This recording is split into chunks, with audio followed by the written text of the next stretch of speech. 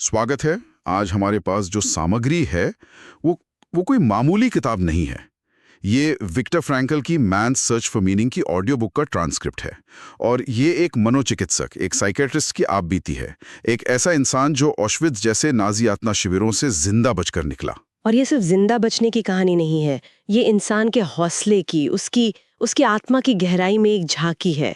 Frankel ने अपनी पत्नी, माता पिता, भाई सबको उन कैंपों में खो दिया था। जब आपसे आपका सब कुछ छीन लिया जाए, सब कुछ। आपका परिवार, आपका काम, आपकी पहचान, यहाँ तक कि आपके कपड़े भी, तो फिर जीने की वजह कहाँ से मिलती है? भूख, ठंड और बेरहमी के बीच जीने का मतलब क्या रह जाता है? हमारा आज का मकसद यही समझना है कि कैसे कोई इंसान ऐसी भयानक, मतलब कल्पना से परे तकलीफों के बीच भी अपनी जिंदगी में कोई मकसद, कोई अर्थ ढूंढ सकता है। और ये इतना गहरा अनुभव था कि फ्रैंकल ने इसी की बुनियाद पर साइकोलॉजी का एक पूरा नया स्कूल बना दिया, जिसे लोगोथेरेपी कहते हैं। बिल्कुल ये कोई दफ्तर में बैठकर बनाई गई थ्योरी नहीं है। बिल्कुल। ये आग में तप कर निकला हुआ सच है। हम देखेंगे कि कैसे फ्रैंकल के अनुभव उनके इस सिद्धांत को जन्म देते हैं कि इंसान की सबसे बड़ी प्रेरणा वो खुशी पाना नहीं है, जैसा फ्रॉइड कहते थे, और नहीं ताकत हासिल करना, जैसा एडलर का मानना था। इंसान की सबसे गहरी खोज है जीवन में एक अर्थ खोजना, एक क्यों खोजना, जिसके लिए वो जी सके। ठीक है, तो फिर शुरू से शुरू करते हैं।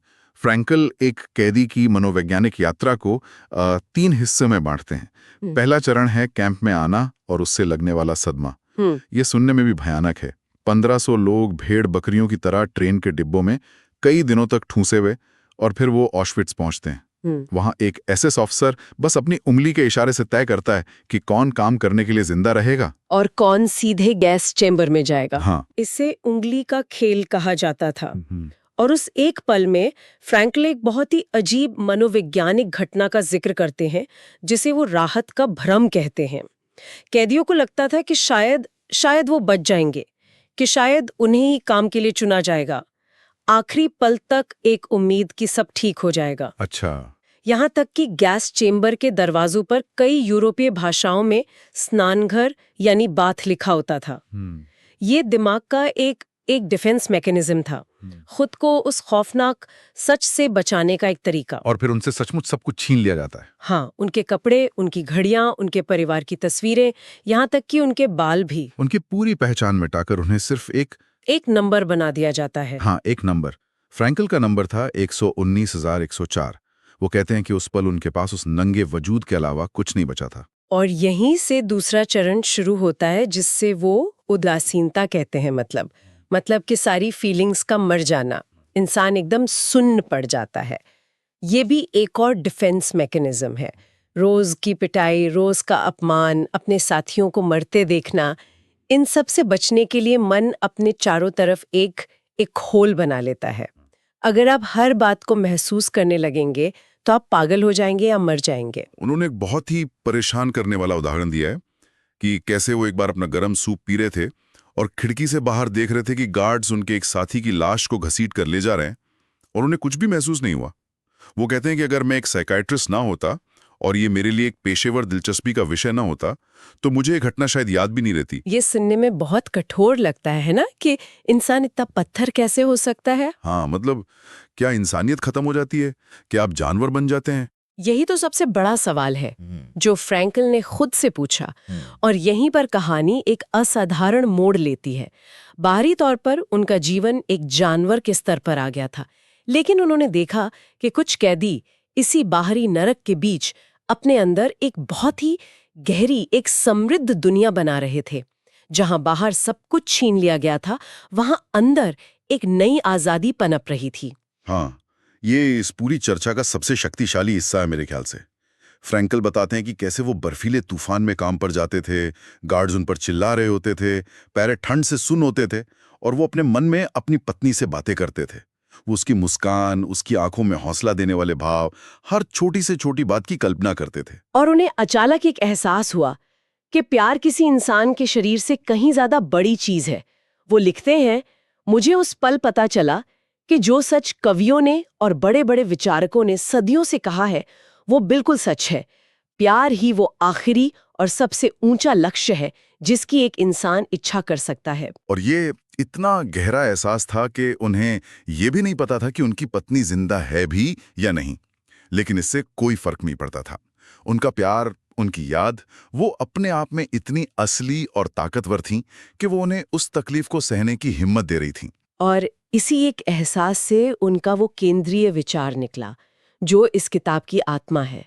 वो कहते हैं, एक इंसान से सब कुछ छीना जा सकता है सिवाय एक चीज के, मानवीय स्वतंत्रता का अंतिम अंश। किसी भी परिस्थिति में अपना दृष्टिकोण चुनने की, अपना रास्ता चुनने की स्वतंत्रता। ये वो अंदरूनी आजादी थी जिसे कोई एसएस गार्ड नहीं छीन सकता था। आप मेरे शरीर को कैद कर सकते हैं, लेकिन मेरे मन, मेरी सोच और मेरी प्रतिक्रिया को नहीं। और ये विचार सीधे उनके मनोविज्ञान, लोगोथेरेपी के दिल में जाता है। तो ये कोई हवाई फलसफा नहीं है जो उन्होंने किसी आरामदेह कुर्सी पर बैठकर सोचा हो, उन्होंने इसे जिया है। वो कहते हैं कि इंसान की सबसे बड़ी प्रेरणा अर्थ की इच्छा है, जीने के लिए एक क्यों खोजना। जैसा कि नीत्शे ने कहा था, जिसके पास जीने के लिए एक क्यों होता है, वो लगभग हर कैसे को सह सकता है। बिल्कुल, और ये उस समय के मनोविज्ञान के दो सबसे बड़े नामों को सीधी चुनौती थी। फ्राइड का पूरा सिद्धांत इस पर आधारित था कि इंसान सुख की इच्छा से चलता है। हम ऐसी चीजें करते हैं जिनसे हमें खुशी मिले और दर्द से बचें। सही है। विल को प्लेजर। हाँ, फिर एडलर आए। उन्होंने कहा, नहीं, इंसान की मूल प्रेरणा शक्ति की इच्छा है, विल टू पावर, खुद को दूसरों से बेहतर साबित करना। और फिर फ्रैंकल आते हैं, जो दुनिया की सबसे भयानक जगह से गुजरे हैं और कहते हैं, आप दोनों गलत हैं। इंसान को खुशी या ताकत से भी ज्यादा जिस चीज की तलाश होती है, वो है मकसद, अपनी जिंदगी का कोई मतलब। ये तो इंसान होने की पूरी परिभाषा ही बदल देता है। हाँ, वो कहते हैं कि खुशी या सुख कभी लक्ष्य नहीं हो सकते, वो तो किसी मकसद को पूरा करने का साइड इफेक्ट होते हैं। अगर आप सीधे खुशी के पीछे भागेंगे तो वो आपसे दूर भाग जाएगी, लेकिन अगर आप अपनी जिंदगी किसी मकसद को समर्पित कर दें तो खुशी अपने आप चली आएगी। तो सवाल उठता है कि ये मकसद, ये अर्थ मिलता कहाँ से है, खासकर जब हालात इतने खराब हों। फ्रैंकल कहते हैं कि जीवन में अर्थ खोजने के 3 मुख्य रास्ते हैं।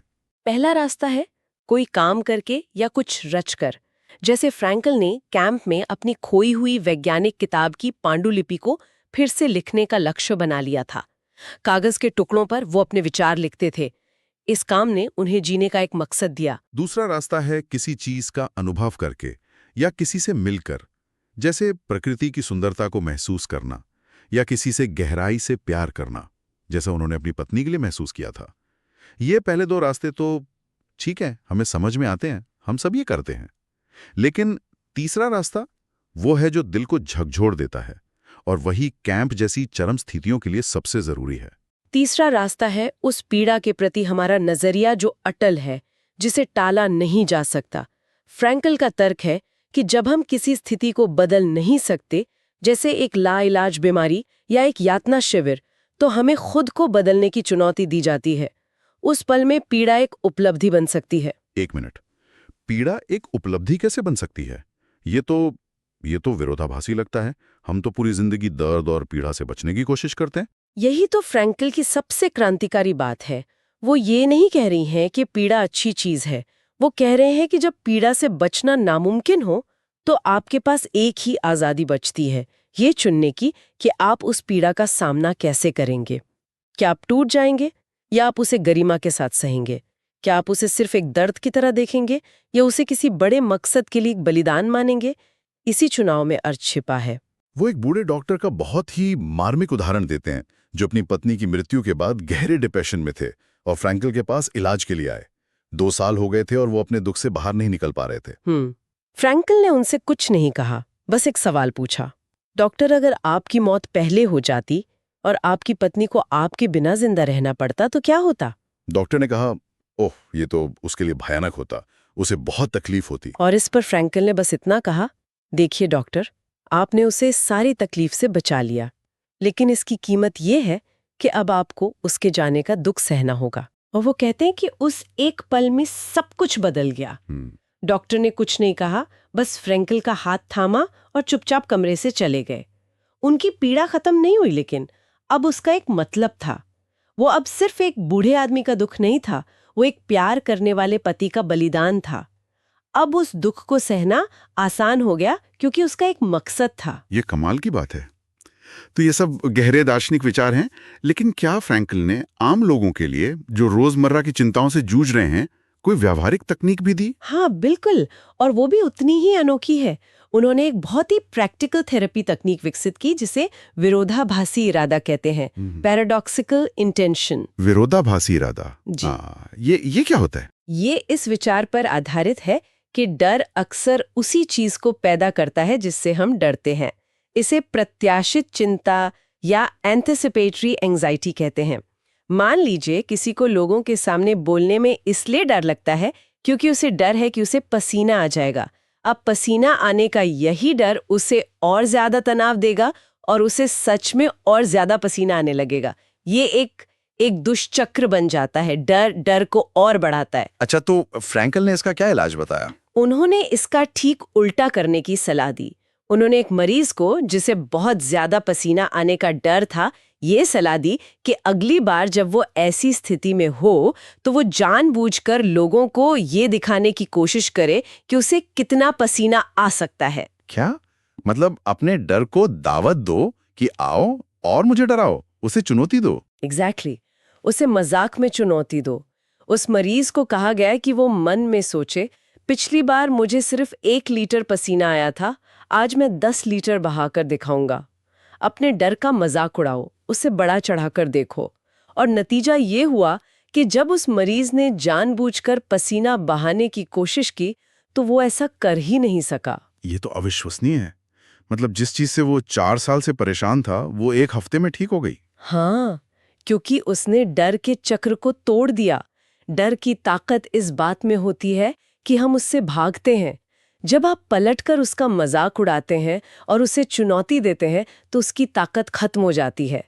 ये तकनीक खास तौर पर फोबिया और ऑब्सेसिव कंपल्सिव डिसऑर्डर यानी ओसीडी में बहुत असरदार साबित हुई है। तो इन सभी भयानक अनुभवों, गहरे विचारों और इस अनोखी तकनीक से हम अपने लिए क्या सीख सकते हैं? शायद सबसे बड़ी बात यह है कि अर्थ कोई ऐसी चीज नहीं है जिसे हम बनाते हैं या आविष्कार करते हैं, बल्कि कुछ ऐसा है जिसे हम खोजते हैं। ये दुनिया में पहले से मौजूद है। बिल्कुल, ये सवाल पूछने के बारे में नहीं है कि जीवन का क्या अर्थ है। फ्रैंकल कहते हैं कि ये सवाल ही गलत है। असल में जीवन हमसे हर पल सवाल पूछ रहा है। वो हमसे पूछ रहा है कि तुम इस स्थिति में क्या करोगे, तुम अपनी जिम्मेदारी कैसे निभाओगी। और हमारा जवाब हमारे कामों में, हमारे प्यार में और हमारी पीड़ा को सहने के तरीके में छुपा है। ये जिम्मेदारी लेने के बारे में है। अंत में फ्रैंकल एक कहानी सुनाते हैं जो सोचने पे मजबूर कर देती है। ये तेहरान में मृत्यु की एक पुरानी फारसी कहानी है। कहानी कुछ यूं है कि एक अमीर फारसी आदमी का एक नौकर होता है। एक सुबह वो नौकर दौड़ता हुआ, घबराया हुआ अपने मालिक के पास आता है और कहता है, मालिक, मुझे अपना सबसे तेज घोड़ा दे दीजिए, मुझे अभी यहाँ से भागना है। मैंने अभी बाग में मौत को देखा और उसने मुझे धमकी भरी नजरों से घूरा। मालिक उसे अपना घोड़ा दे देता है और नौकर सरपट तेहरान शहर की ओर भाग जाता है ताकि वो मौत से बच सके। उस शाम मालिक खुद बाग में टहल रहा होता है तो उसे मौत दिख जाती है। मालिक मौत के पास जाकर पूछता है, तुमने आज सुबह मेरे नौकर को क्यों डराया, उसे धमकी क्यों दी? मौत जवाब देती है, मैंने उसे डराया नहीं, मैं तो बस हैरान थी। मैं हैरान थी कि वो यहाँ इस शहर में क्या कर रहा है, जबकि मुझे आज रात उससे तेहरान में मिलना है। वाह! ये कहानी हमें भाग्य, चुनाव और हमारे बचने की कोशिशों के बारे में गहरे सवाल के साथ छोड़ जाती है। हम जितना भागने की कोशिश करते हैं, क्या हम उतना ही अपनी नियति के करीब पहुंच जाते हैं, या फिर हमारी जिम्मेदारी उसी पल में सही चुनाव करने की है, चाहे नतीजा कुछ भी हो? ये एक ऐसा सवाल है जिसका जवाब फ्रैंकल हम पर छोड़ देते हैं।